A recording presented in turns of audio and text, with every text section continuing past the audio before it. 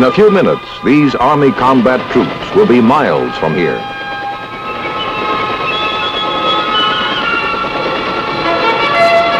They will arrive at the place and at the time dictated by the necessities of their mission.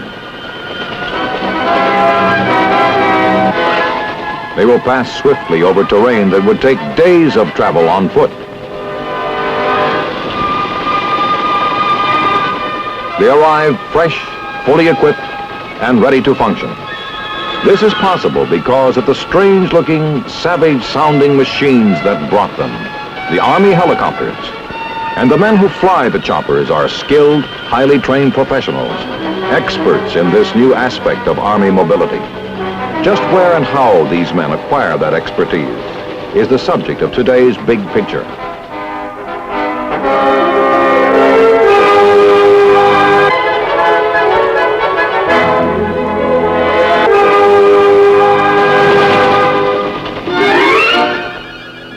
Today, most of the Army's chopper pilots begin their training here at Fort Wolters, Texas. I done crashed my whirly-bird. I done crashed my whirly-bird. And my IP, he got killed. And my IP, he got killed. Oh, my goodness, what a thrill. Oh, my goodness, what a thrill. You sound on Charlie Cone. You got a date with Charlie Cone. Am I right or wrong? You're right. Can I sing a song? One of the main sources of trained copter pilots is the Army's Warrant Officer Candidate Program. Those who qualify enlist especially for copter training, and if they make it, they graduate both as warrant officers and as qualified pilots. But that day seems a long way off when a candidate first begins his pre-flight training at Fort Wolters, and his new way of life is reflected by his room. Orderly, precise, disciplined.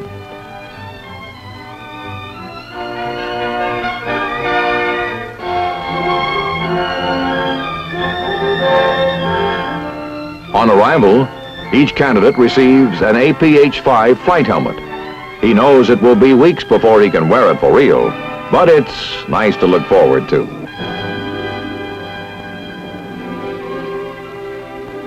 Meantime, in 4 weeks of pre-flight instruction, he is introduced to the why of aerodynamic lift, the how of heavier-than-air flight.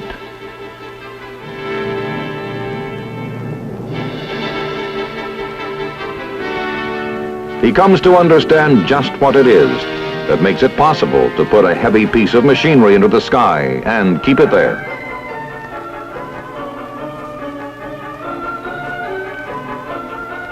He spends a lot of time on his map reading technique because he'll be traveling across the terrain a lot faster than a man on foot who can stop and puzzle things out. He learns a new language, terms like coning and coning angle, rotor tip path plane, blade twist, pendular action, torque reaction. These come to have meaning for him eventually. And just when he thinks the big day will never come, it does.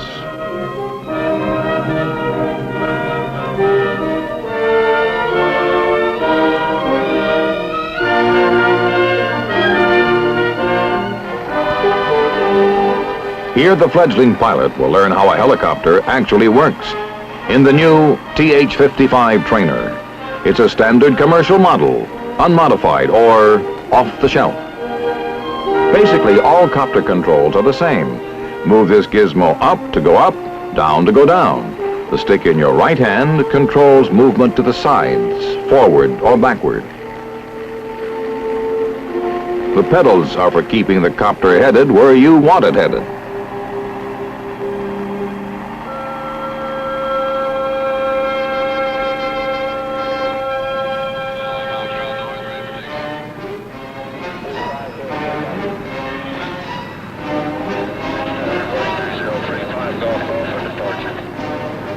From the main heliport at Wolters, the copters take off to fan out toward the various training fields or stage fields scattered throughout the countryside.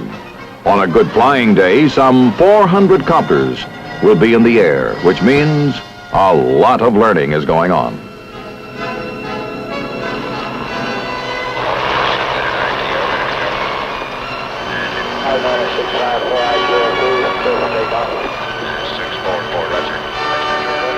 That's Charlie, Aircore 666 Foxtrot North. 31st out of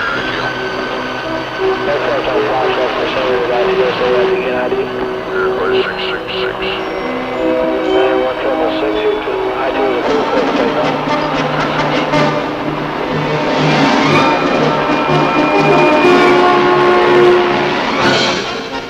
During pre-solo, the instructor pilot, or IP, is a civilian from a large company contracted for the job. These civilian experts are real pros when it comes to instructing, and at the various stage fields around Fort Wolters, they really work at it.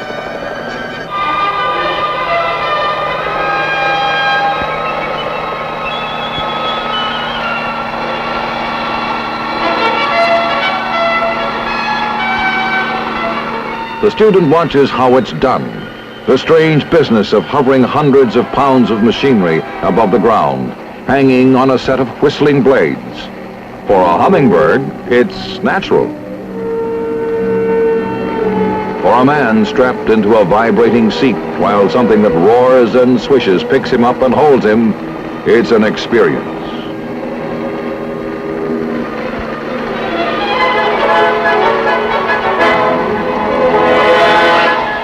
In the jam-packed weeks ahead, there are many more moments the candidate pilot will remember.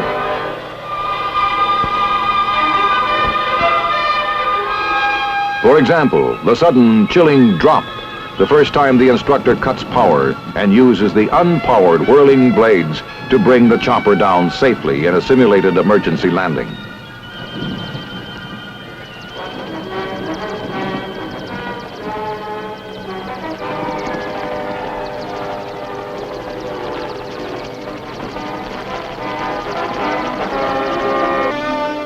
These pre-solo hours of flight go swiftly. There's a lot to do. Watching the work of an expert, seeing how it's done, and feeling how it's done by following his movements on the controls.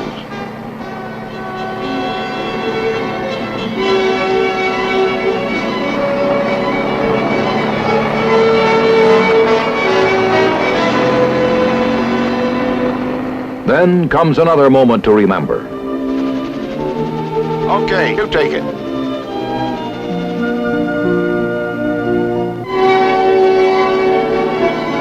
Well, everybody has to start somewhere.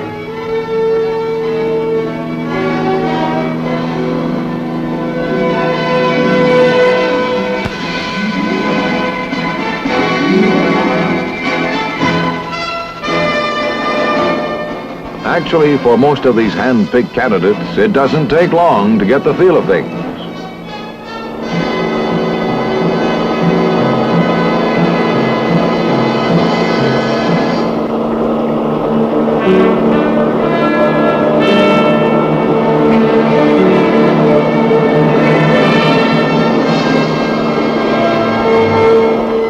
Soon the day comes when the candidate brings it in for a nice, smooth landing, and a new phase of his flight training is about to begin.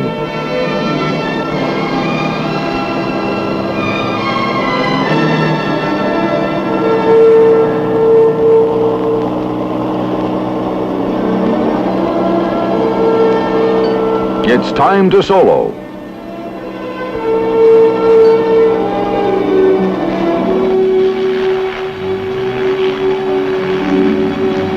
He knows he's ready, or they wouldn't be sending him up alone. But it sure feels different with that other seat empty.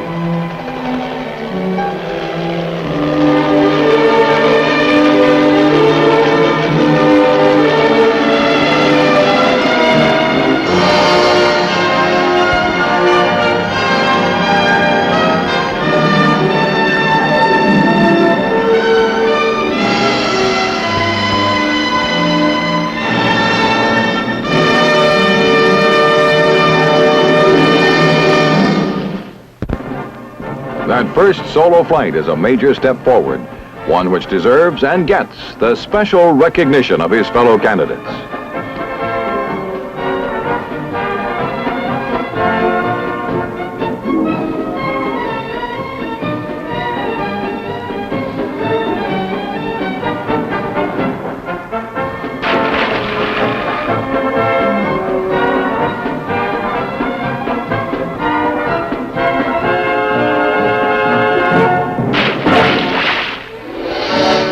Having soloed, he now wears wings on his cap. And from now on, his instructors will be experienced Army pilots, almost all of them combat veterans of Vietnam.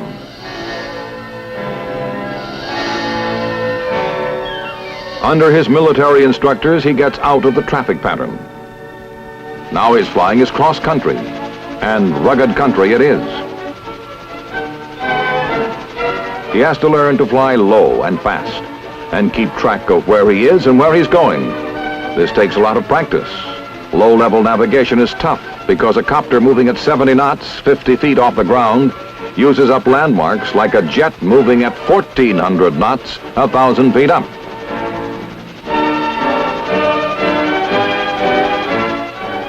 Daily, as the challenges become more difficult, the candidate's ability and confidence grow. The candidate starts learning to coordinate his flight with other aircraft, formation flying and aerial reconnaissance under all sorts of weather, temperature, and lighting conditions. The combat chopper pilot will face all these situations and worse. The time to learn is now. The instructors work hard, and they work their students hard. Now is the time to analyze mistakes and get them corrected. A veteran instructor knows the cost of a single mistake if it is made in the air above a valley full of Viet Cong.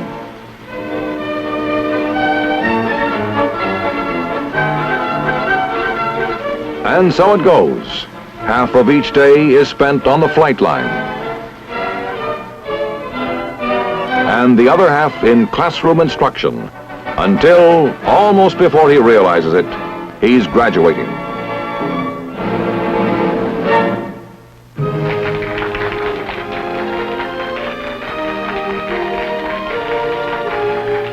Now his primary training is over, and the next phase is about to begin, halfway across the country. Fort Rucker, Alabama is the home of the United States Army Aviation Center. It will also be the candidate's home for his final weeks of training. Hanchi Army Airfield at Fort Rucker is the largest heliport in the free world, except for An Qui in Vietnam.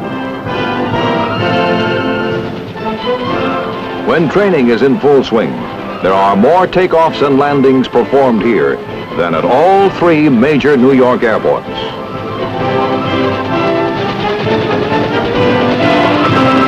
From here, on an average day, some 600 copters will be operating, and this takes elbow room, well over 3 million square feet of concrete hardtop. Still, the individual candidate is really interested only in the space it takes to accommodate one chopper, his. And for the first 50 hours of flying here at Rucker, that means the TH-13T, which is specially equipped for instrument training.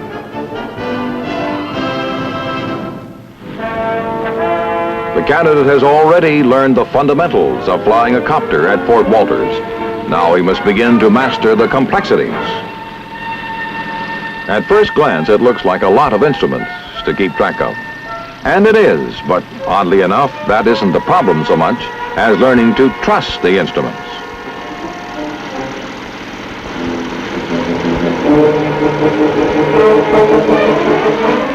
When you can't see anything but the instruments, your senses may tell you you're flying upside down. But if the instruments say not, you've got to believe the instruments. At Fort Rucker, this is literally the first thing the candidate pilot has to learn.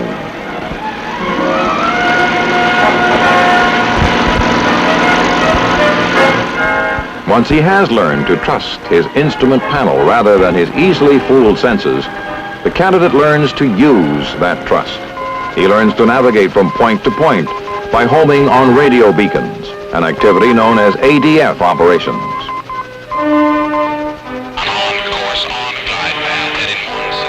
He also learns how to make a ground-controlled approach, GCA, which simply means that you come in for a landing when you can't see the ground, on the basis of instructions given to you by a man on the ground who is tracking you on radar.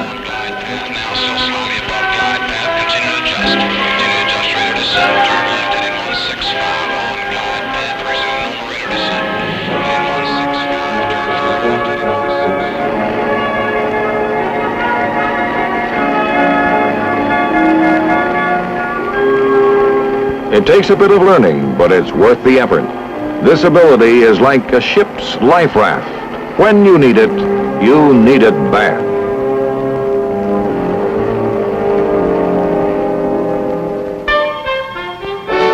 Once his instrument training is completed, the candidate is ready for a meeting he's been looking forward to with the UH-1, the Huey.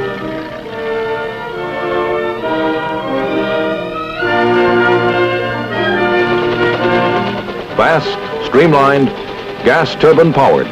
This is not another trainer. This is the tough and versatile veteran aircraft that has proven itself in combat.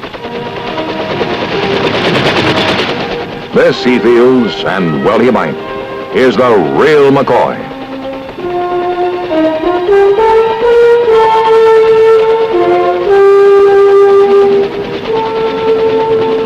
Fort Rucker has 8 stage fields to work from, and it gets full use out of all of them. Here the candidate practices and re-practices under the experienced eyes of his veteran instructor, landings with power and without. And the candidate cannot now be satisfied just to land without bending the hardware. He must land by the book and on the spot.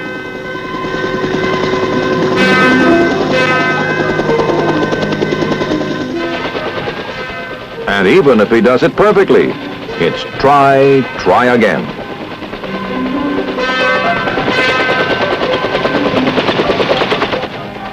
As the candidate's skill develops, he faces the challenge of working in and out of some ticklish places. As the book calls them, pinnacles, confined areas, and slopes. As he circles to check it out, this confined area looks like just what his instructor says it is.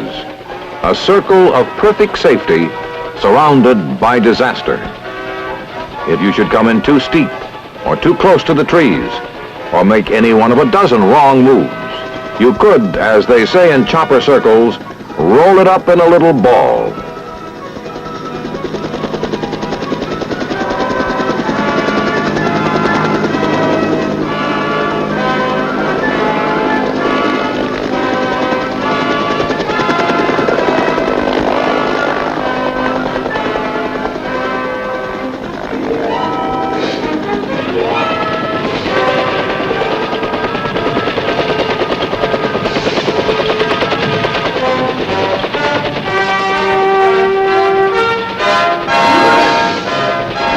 The learning goes on, and in more ways than one.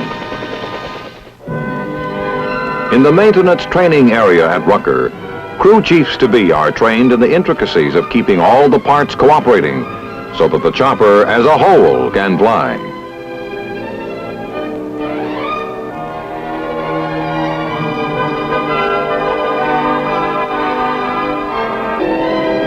No potential pilot can afford to ignore the maintenance end of things either.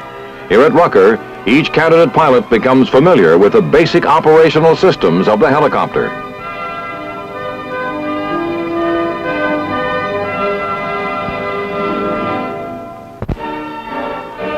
It may not be as exciting as handling the controls of a Huey in flight, but maintenance, everyday, undramatic maintenance, may be the difference between a machine you can depend on and one that might let you down hard. The pilot who wants to keep on flying keeps this in mind.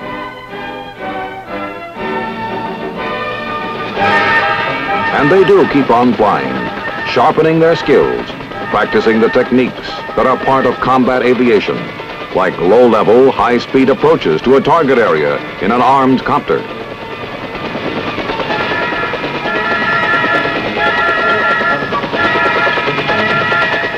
Familiarization runs in the armed Huey gunships are part of every candidate's training at Rucker. The rule is, flash in just above the treetops, drop down over the machine gun range, moving fast and ready to shoot.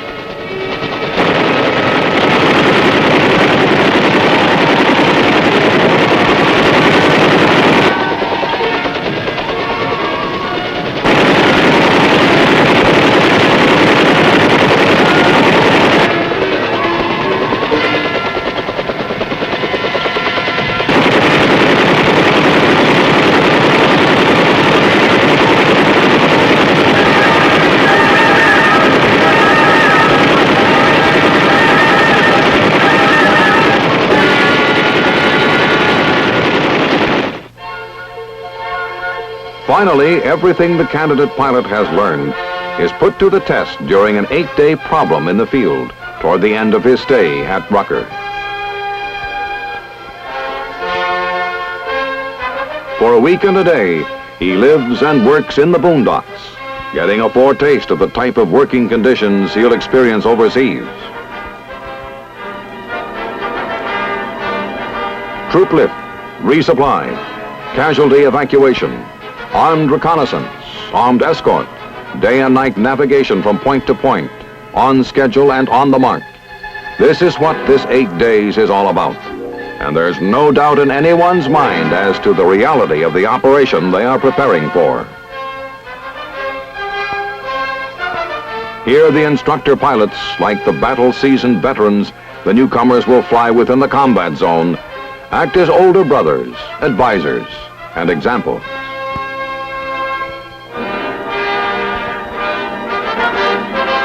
But they are still the IPs, constantly watching, grading, evaluating the performance of each candidate.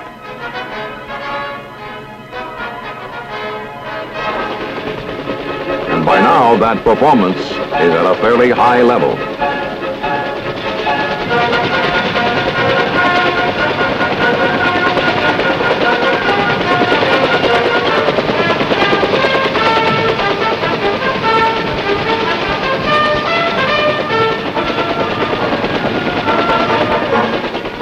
Proficiency in handling aircraft as such is one thing. However, the exacting business of going from A to B to C with maximum accuracy and minimum loss of time is something more. This vital ABC gets plenty of attention during these 8 days. Jerry cans full of sand provide weight to simulate a full load of troops or supplies, and give the chopper the handling and lift characteristics that a payload over Vietnam would have. It's a full 8 days, and they make the most of it. They work as long as there's daylight.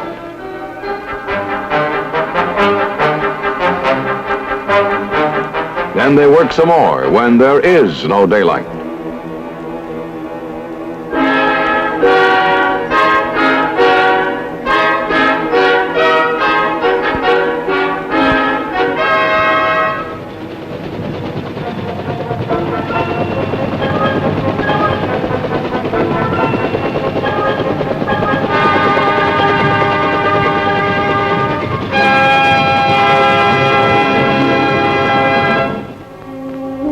The candidate rests whenever he can, just as he will in a combat zone. And just as in a combat zone,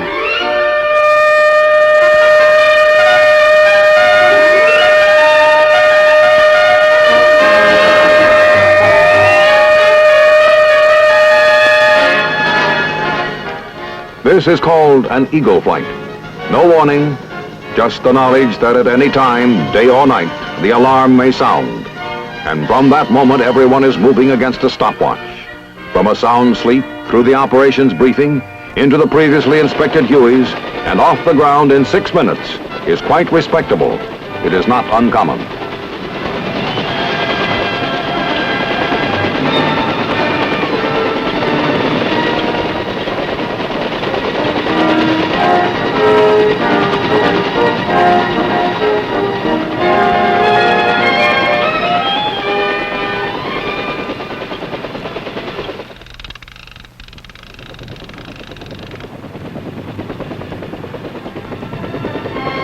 It has become a tradition that when the intensive 8 days in the field are completed, the candidates fly over the post in mass formation.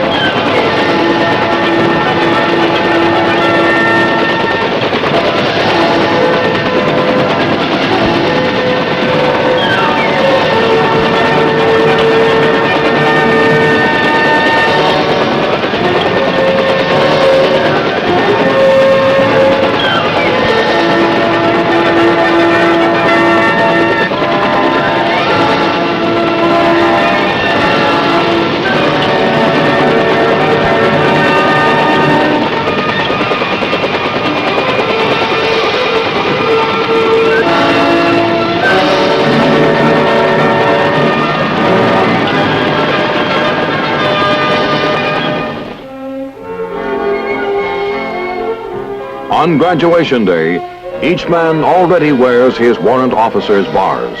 He has received them the day before graduation, because his wings can only be awarded to him after he is officially a warrant officer. He has made it all the way.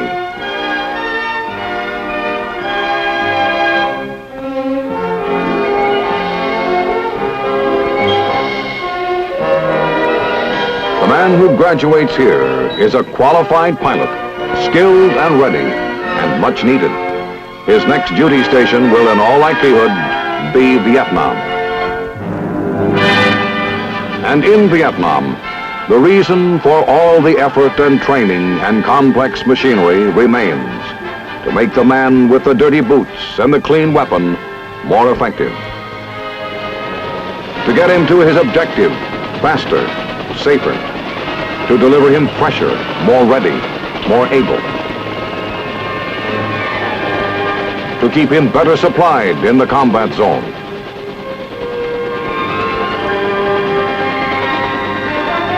To get him to medical help faster if he should get hurt.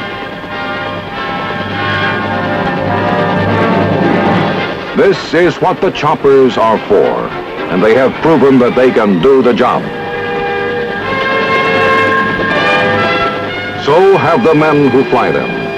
They are no less than what we called them at the start: skilled, highly trained professionals, the chopper pilots.